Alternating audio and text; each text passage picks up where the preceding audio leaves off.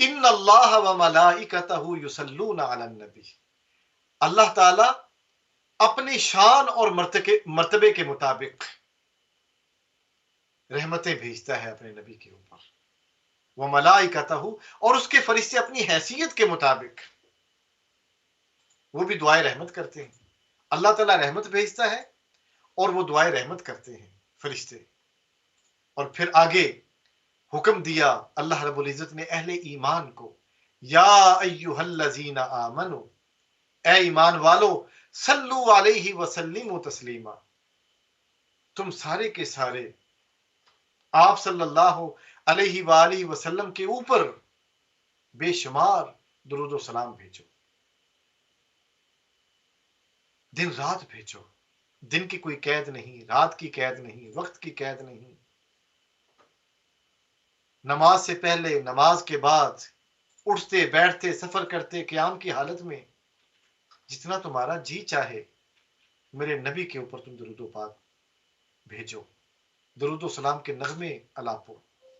اور کہو اللہم صلی علی سیدنا و مولانا محمد و علی آل سیدنا و مولانا محمد و اصحاب سیدنا و مولانا محمد و بارک وسلم علیہ۔ یا اللہ ہم عاجز ہیں، ہماری جو سمجھ ہے وہ ختم ہو چکی ہے، تو اپنی شان کے مطابق جس طرح تو چاہتا ہے اس طرح محمد صلی اللہ علیہ وآلہ وسلم کے اوپر رحمتیں بھیج، آپ کی آل کے اوپر، جس طرح کہ تو نے حضرت ابراہیم اور آل ابراہیم کے اوپر رحمتیں بھیجی، اور پھر تو اپنے نبی کے اوپر برکتیں بھیج، آپ کی آل کے اوپر برکتیں بھیج، جس طرح کہ تو نے حضرت ابراہیم اور ان کی آل کے اوپر برکتیں بھیجی ہیں، انہیں برکتیں عطا کی ہیں۔ کتنا خوبصورت درود ہے، درود ابراہیمی، اللہم صلی علی سیدنا محمد وعلی آل سیدنا و مولانا محمد و بارک وسلم علیہ۔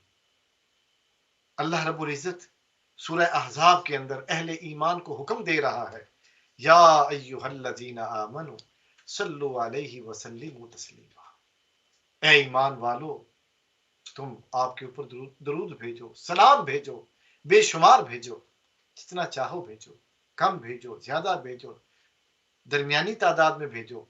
جتنا محبت سے بھیج سکتے ہو بھیجو، اس سے دل پاک ہوتا ہے۔